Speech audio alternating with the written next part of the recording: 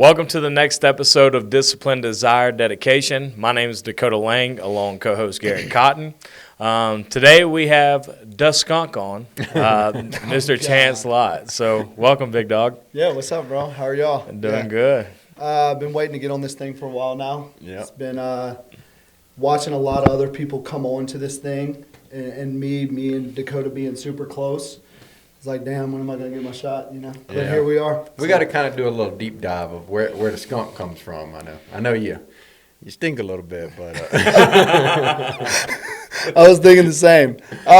So it's kind of funny, but whenever I first started, we were sitting in Dakota's living room, and I'd passed off script the day prior, and I was like, he's like, man, you got to find an emoji. Mm-hmm. I was like, okay. And I was like, I'm going to do the honey badger. And then I went out there and I set my first appointment, and I dropped it in there, and it was a skunk. Little did I know it was a honey. I thought it was a honey badger. It was a skunk the whole time. So. Okay, so that was a performance window. Yeah. So okay. Let's do a little deep dive. Tell the audience where you came from, how you know us, and how we got here today. Yeah. So my name's Chance Lott. I'm from Louisiana, small town, Denham Springs. I'm sure a lot of y'all know that spot. I grew up there. I spent a lot of my time there. Went through high school there. Never really ventured out anywhere besides Louisiana until I had the opportunity to come to Performance Windows. So where all this started is me and Dakota were roommates for a while. And this was a point in time where we weren't. Hold on. I don't mean to cut you off, but let's go. I want you to really, before you get into, because that's the nitty gritty. That's going to be the good stuff right there. Yeah. But, before that, talk about like your childhood. What did you come from? What did you experience as a child? You know, did you ever even think that you would be in the situation that you are in today as the market owner of Oklahoma City? No, absolutely not. It's still kind of a glaze for me. I mean, for the people that know me from back home, my childhood was really rough. You know, I didn't come from a silver platter family. I'm a gutter baby, yeah. But it's a lot of people knew me in school as like the bad kid. A lot of their moms and dads didn't want me around them. I was a troublemaker, this and that. But yeah, just been through a lot. Had a rough life growing up as a child, and I was able to be pulled out of certain situations by my grandfather, and he was able to pave a better path for me and put me around people. Better-minded people and people that would push me forward to be a better person, basically. So that's really that. Yeah, and going through that process, right? Shout out to Pawpaw, yeah, for sure. Big shout out to Pawpaw. He definitely gonna be watching this. Yeah, he gonna be calling you to ask you how to fix his TV to turn it on. Yeah, for the 10th time. Yeah. Yeah, little insider. But at the same time, like you go through that process. Talk about like when you were in high school, where you said that you were a troubled child and stuff like that. Was school like one of your weaknesses or one of your strengths? Well, it definitely wasn't one of my strengths, right? Yeah. But I'll tell you, man, school was one of those things where I really found, like because going through junior high, I guess we could go back to that, even through elementary, in the position that I was in as a child, I was always seeing like people have nice things. People had nice shoes, nice Christmas. They were always getting stuff, and I never was available to any of that stuff, you know. So I wanted that, though. Yeah. I wanted that because my sister, she didn't like make a good example for us. Mm-hmm. Like Braylon was very bad, a very bad example of who I did not want to be. So I felt like I had to like disconnect myself from that and like almost fight to show people that I was a good person, you know. So going through junior high, I got expelled. I went to boot camp. I went through a lot of trials and tribulations of people feeling certain type of ways about me, but I figured out, like if I continue to go down this path, then I'll never have anything in life. I'll end up like my parents did or like my sister did, and then everybody always had that perspective on me because of what they done prior. So I really made the decision. I mean, some of y'all know Reagan Wallace. He currently works with us now. That was one of my good buddies growing up, and it was one of those things, man, where I wanted to do better. I just wanted more out of the situation. I felt like I wasn't dealt the cards that I deserved, you know. I don't know really where we left off from there. Well, just kind of take it from, so you failed out of school. No, I'm just kidding. I did. Oh, Yeah, but you got did. expelled, went through boot camp, and then I know that you wanted to do like welding and stuff like that. So tell us kind of how you got into that. Was it just kind of the typical, well, there's nothing else to do, or how'd you get there? Well, welding was one of those things. I mean, in Louisiana, when you come out of high school, there's nothing else for you to do but to go to the plants. I knew college wasn't for me. I already knew that because I didn't even make it through high school. Okay. So, Did you graduate high school? No, I didn't. Dang. Yeah, I'm your dropout guy. But the reason I did drop out, I mean, and it was 11th grade too. I was so close to finishing. Yeah. But I dropped out and I decided to go to work. Like I was, because that was the deal. Like we got to go get in the plants. We got to go get a trade. We got to go learn how to work. So.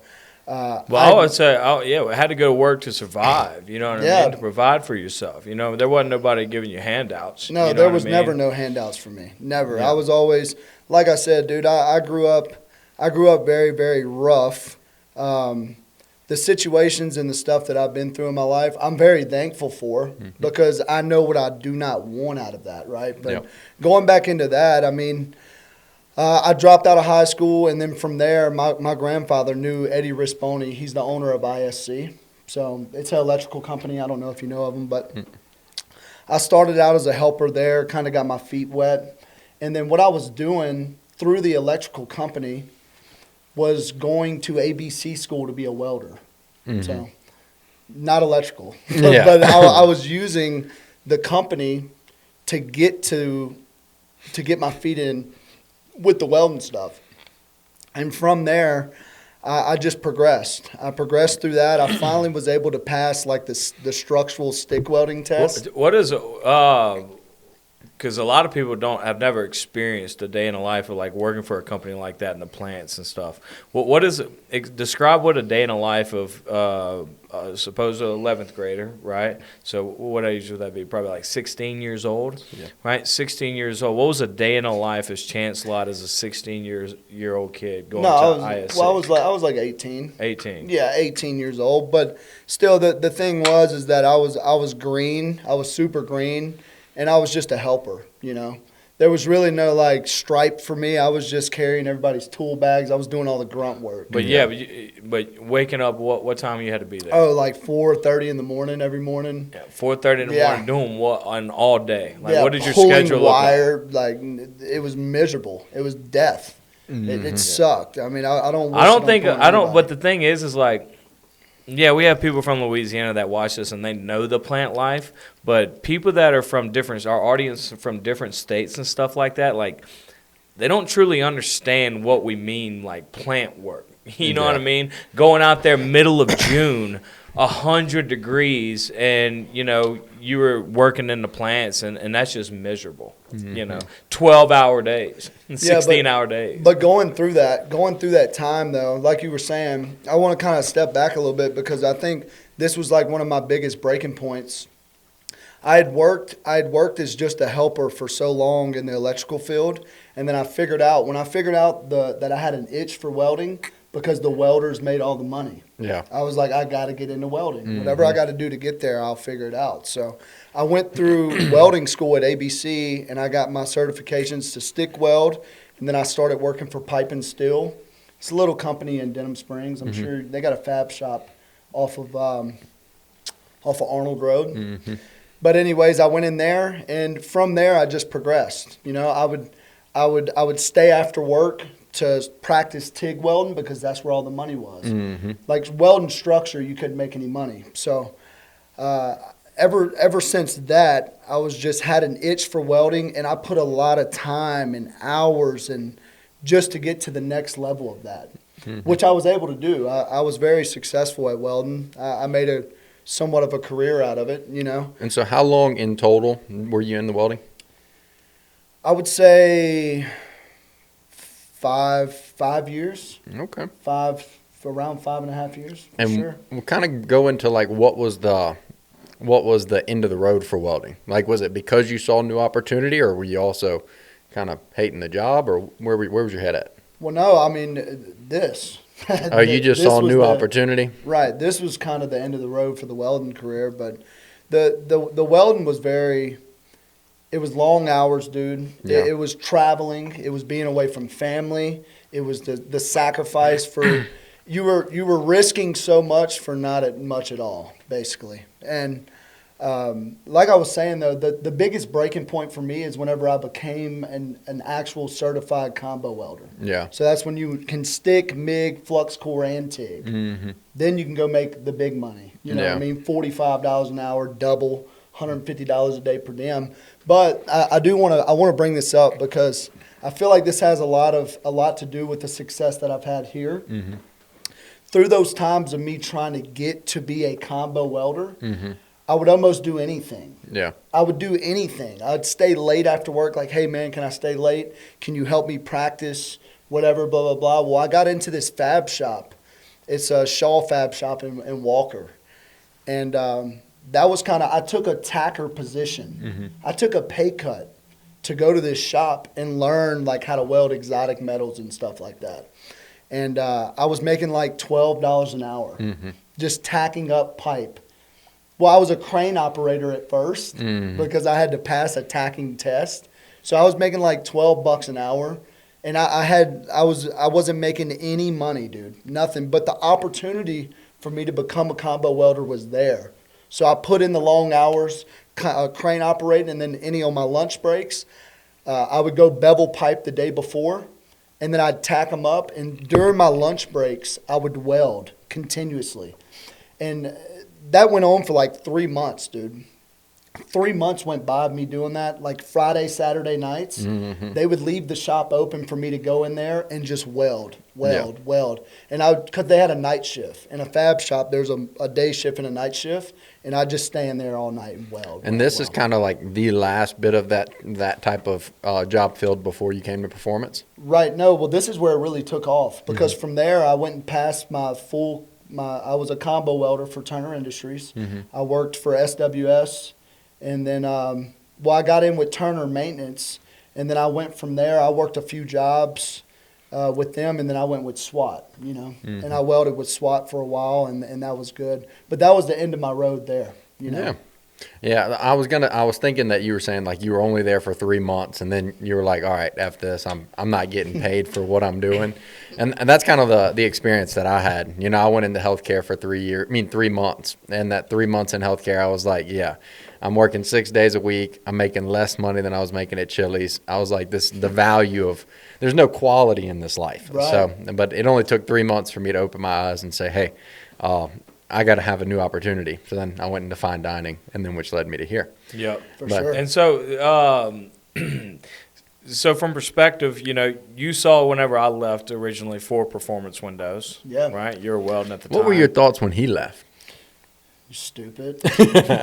Idiot. Yeah. Window guy? Yeah, the window guy. Dude, but prior, we lived together, Yeah. We went through some pretty hard times with each other prior to all this. Dude, those times were rough for us. And that was like peak of my welding career. That was there. when you were doing all the training. That's when, I was trying to get started with everything. Yeah, but so you saw it from whenever I left, right? And then we went to the trip to Breckenridge and take it from there.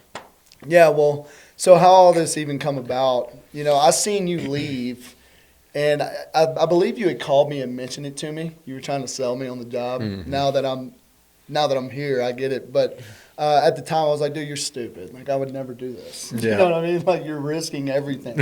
Yeah. But in return, we weren't risking nothing at all. No. But we had this Breckenridge trip planned out to go to Colorado. And that's where y'all were, and I was super excited to get up there. I haven't seen Dakota in almost 2 years, Mm-hmm. I believe, huh? And we show up to his apartment in Colorado. And the first thing I do, I'm like, yeah, let's go get on the game. You know what I mean? Uh-huh. Let's go get on the game.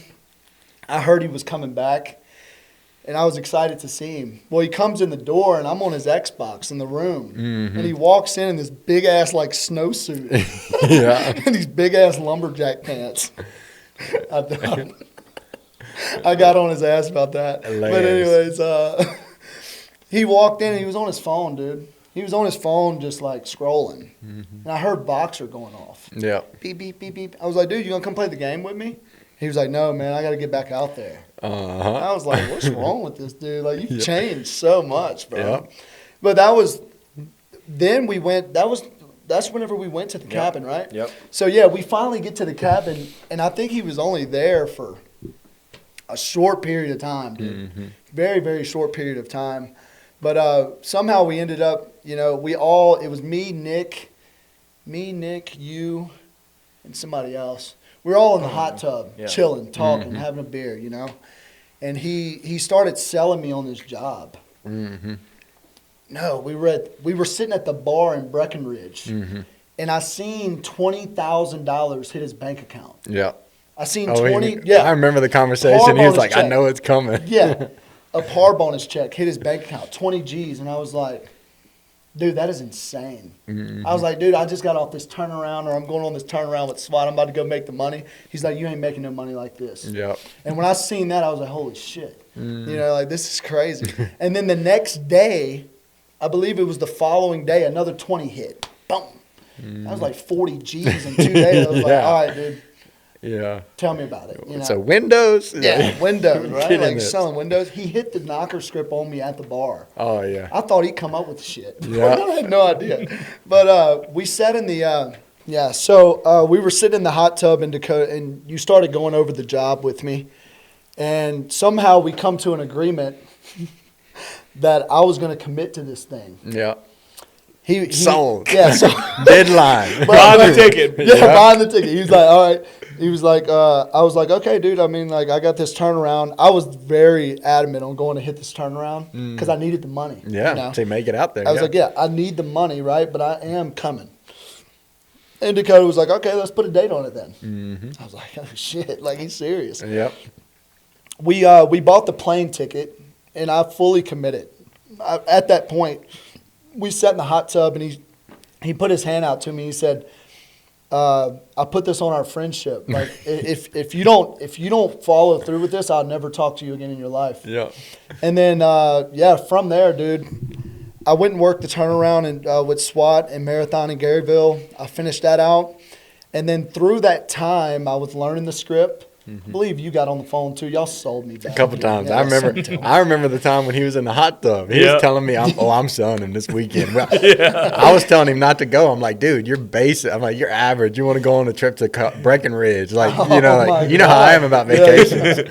And then sure enough, he was like, no, I'm a sell chance. I'm a sell chance. Well, he did. And I'm so grateful for that. But I'll kind of walk y'all through kind of the beginning. We can go straight into it. So we put a date on it. We put a date on when I was going to fly out to it was supposed to be South Denver, right? He was supposed to open the South Denver market. It all changed. I remember. Yeah, the last week of the turnaround, Dakota, I was in the pipe rack. I was about to make a weld, and he called me, and I believe y'all were at a conference. We're here. Oh, y'all were here. Yeah. And he called me and he said, plans have changed. And I was like, okay, well, what's up, dude? And he was like, we're going to Austin, Texas. Yeah. I was like, okay, sick. Yeah, I'll be there. And then, I came March 6th. Well, Mackenzie, through that time, so the people that we were living with, we were living in a 2-bedroom townhome with 2 other people that were living in there with us. They were moving to Kentucky because Brianna's boyfriend, Michael, he was getting a lawyer position over there or something like that. And she started boxing the house up, dude. And then the game was on, right? Like, it was real. Yep. Everything I owned was in a camouflage duffel bag thrown in the back of my truck, and I was headed to Austin, Texas. Yep. And that's where it started. I remember the night that I got there, I pulled up in the neighborhood, and I was like, where are we at, dude? Like, where am I at? Yeah. I knocked the door on this big-ass house, and it was Dakota's place, and I was just in culture shock. I was Yeah. like, oh, my God. Like, I couldn't even really, I was like, what is it? You sure y'all selling windows? Yeah. For real. Right. But from there, dude, the next day, I believe I went in, I passed off script. I got on the doors. Dakota threw me out there. He had me with Zachary Keller. Zach came and shadowed me on a couple doors and showed me how to use Trello, Boxer, all the stuff, Sales Rabbit. And then Zach, they set a walk-in, and Zach had to leave. Yeah, he was And so- training you. Yeah. And he was only out there for like an hour maybe. Yeah. And I called Dakota, and I'm like, hey, dude, like, you going to send somebody else out here with me? Mm-hmm. He's like, no, dude. Like, you're good. You got trained. Yeah, man, We're you're good. You got it. And I just remember that day, dude. March 7th of last year, I was standing at a four-way stop in a neighborhood, and I felt like a lost puppy. Yeah. I felt like a puppy. Dude, my first day, I was skipping doors. Like, I would knock, and I'd be like, please don't answer, you know? I like knock and be like, all right, you ain't coming. I'm going. I'm out of here. No soliciting, not a shot. Hear movement, run off the porch. I was not going with it, yeah. But through that, I mean, months went by. I think my first month I had 5 sales. I kind of caught a groove there and started understanding it. Mm-hmm. Talk about. I don't want to beat over that point, right? Because you get a bunch of new people that come into performance windows, and they're that lost kid or that lost person on the sidewalk going, oh, my God. And that's the point where you got to decide what you're doing, right? Yeah. You have to make a decision. Am I committing right here, or am I just going to go back to the easy route of doing the old ways, right? Yeah. Well, what was running through your head right there, and what was like some of your thought processes that was going on? Well, I knew what I had in front of me. First off, I knew the opportunity that I had in front of me was real. No way he can do it, and you Yeah. can't, huh? Well, that's what everybody says, right? Yeah. If Chance can do it, I can do it. Yeah. Little do they know what it takes. You know, Yeah, it's a hard. lot of people just see these big check Fridays. They see all this money being made, but they don't know what goes into this. But the commitment, I guess you could say the commitment started because I burned the boats. There was no option. Yeah. Like, I knew that when I made the drive to Austin, Texas, that I was making this thing work. I was going to give everything I had to make this work. And for the people that are coming in and are scared to take the leap of faith, believe it or not, we were all there. Every single one of us were standing by a stop sign, figuring out what we were going to do. Dude, I was like 2 months late on my truck note. Yeah. I had no money. I had nothing. All I had was a script and a lot of doors to knock. That's right. Yep. Literally. Yep. Yeah, Dakota's kind of the same exact. I feel like I'm the only one who came in, and I think I just thought so highly of myself. Like, I set 6 appointments on my first day on the doors. So, All cat it. yeah. Oh, no, none of them even ran. They all fell off the board. Like, we didn't even make it to the door to Right. cancel. But I went out there with just one understanding. My job is an appointment setter. Set an appointment. And then I was like, the dudes in this room that make all this money, they're the pros. They're going to come in here and they're going to get me paid. Well, Right. all I did was knock doors, and I was like, big smiles. I'm like, dude, we're going to hook you up. Let me send my guy over here, no script, and then didn't have that success, you know. So for me, it was just kind of like, it took me a little bit longer to kind of like learn the groove of things, but it was the same thing of a burn the boat situation. For me, I wasn't going anywhere else. Right. Did you want to say something? You're good. Okay, cool. So I want to go into that as well, because whenever we got to Austin, I think I came the month after y'all did 400. Like, you had just Well, we got just into got the there. Our market. first day was February 19th, and then we Right. did 400 in 10 days. Yeah. Right, and then I got there, and then that's whenever, you know, I think that's where it all started, dude. It started right there. I mean, the room was small, you know. We kind of had expectations were set high. The standard was set very high from the jump, and then from there we just put our foot on the gas and ran with it. From there, we were able to recruit a lot of people, get a lot of people. We'll sell a lot of people, Yeah. get them in the room. Hey, but the thing is, you know, like Trent Fugler, you know, he's one of my good buddies. That's my dog. But at the same time, me and him work hand in hand together, because if I would have never gave him this opportunity or sell him on this opportunity to change his life, he would still be in the same position he was in. That's right. And if Trent didn't qualify before me, I would not be in this position that I'm in. Yep. So I think everything just took toll, and it was really good. Everything works how it's supposed to. You about to say something? Yeah, that's a good point that we can kind of talk about and just kind of get all of our perspectives on. Is like, because we see it all the time. People come into the room and it's just them as an individual. They want to figure out how to get qualified first and then try and recruit. Whereas, from day one, we're on the phone with people trying to recruit as knockers, and we're trying to build the business. We're trying to show the people the stuff that we haven't even seen ourselves yet. Like that's what we were trying to do. And I think that's what it's accredited our downline to have such strength in numbers. Yeah, well, and I like that you said that, because a big thing that I notice with people when they first come in, right, we talk about the money we make. Yeah. That's why you're coming here. You're coming here to make life-changing money. But you got to understand, to make the life-changing money, or like if you're recruiting somebody, they want to see what you've done. Yeah. So if you're And not doing not anything, hear about what you've done. They want to see it. Yes. And that's where that's being a leader. That's facts, yeah. Yeah. But I mean, even the new people that come in now, I let them know that, I was in your shoes at one time. I was there. I was scared to death. I didn't know if this thing was going to work.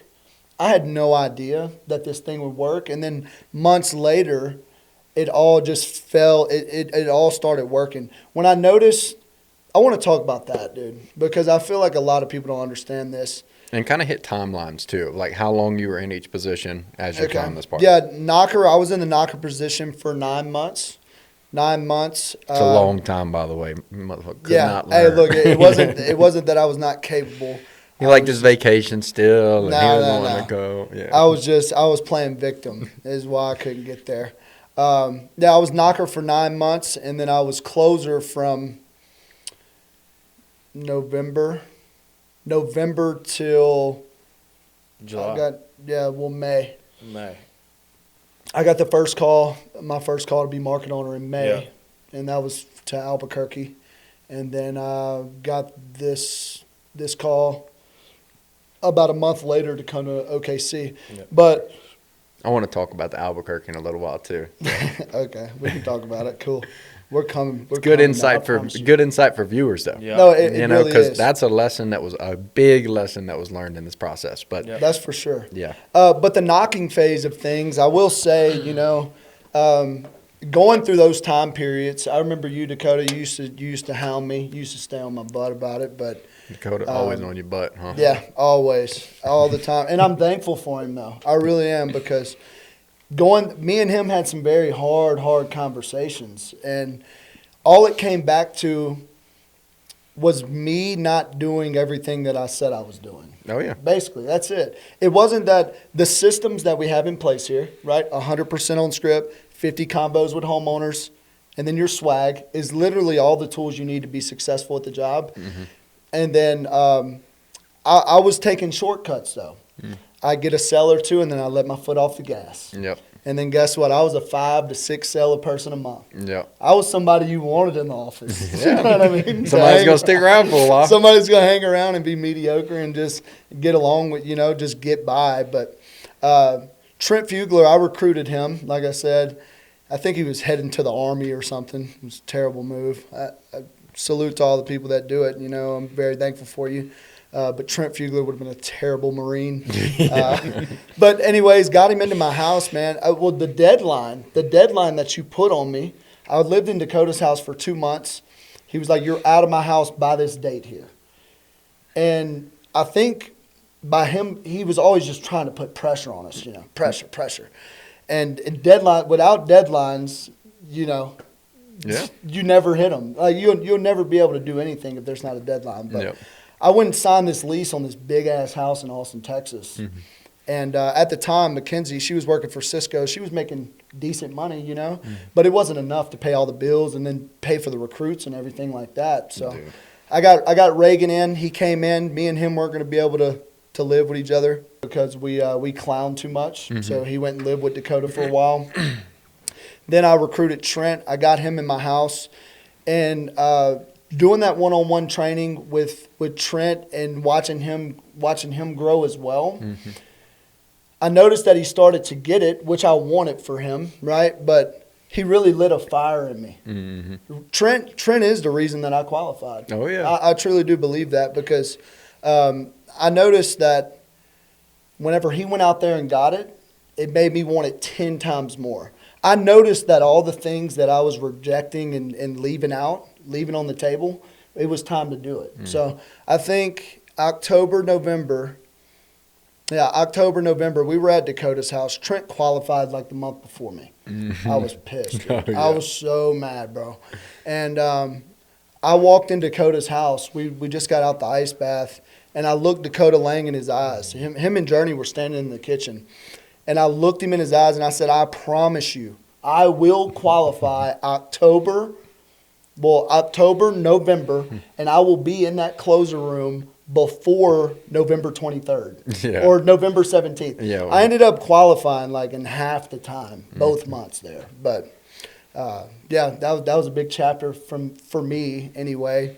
To get to the next level. Getting that fire is very important because that's like, it's the eye opener. In my experience too, I came in with the mindset that I'm going to shit on my recruiter, the guy that came in. I was like, he's not a salesman. I'm a salesman. Well, Dakota knows this now. Yeah. And then so long story short though, is like I came in expecting to kill him. Like I wanted to take his job. I wanted to show him that I was meant for this. Mm-hmm. But then by bringing Dakota and Dylan and, recruits that started to flood in, now I felt like my purpose became that I have to prove to these people that it is what I say it is. And that was my pressure. I was like, I've done pulled him out of real estate and he's been trying to sell me on real estate for a couple of years. We got to make it work. I was like, we can't not make it work, so literally it was a different passion, whereas your passion was anger. It was like, I'm done. Like I just brought this guy in and he's making me look like doo-doo. Yeah. You looked bad, man. Yeah. Just kidding. No.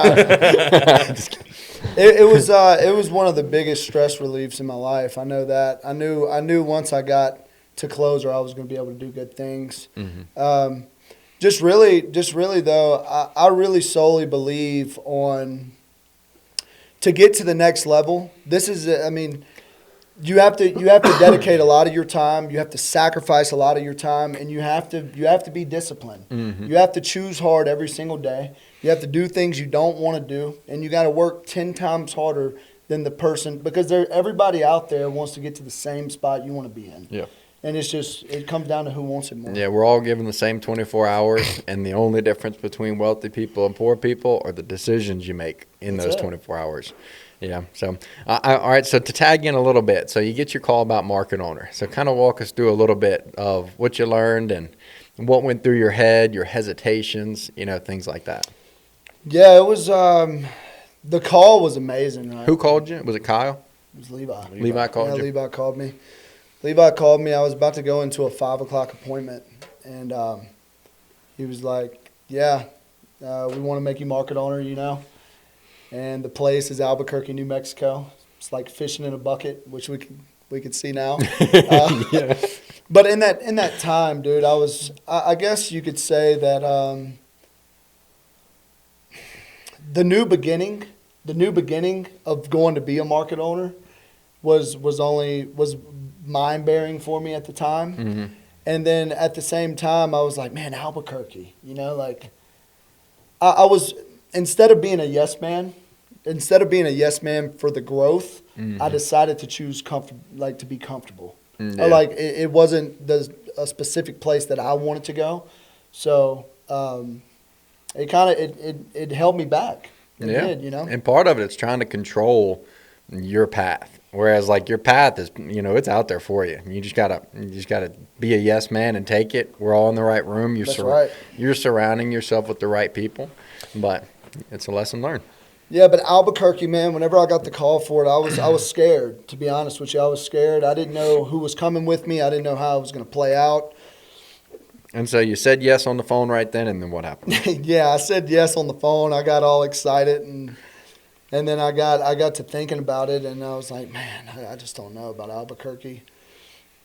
Anyways, long story short, I talked my way out of it, and then got on the phone with Garrett. He called me a We had a long talk. Oh, We had a long talk. We had a very long talk. And then Dakota as well. We had talks between each other.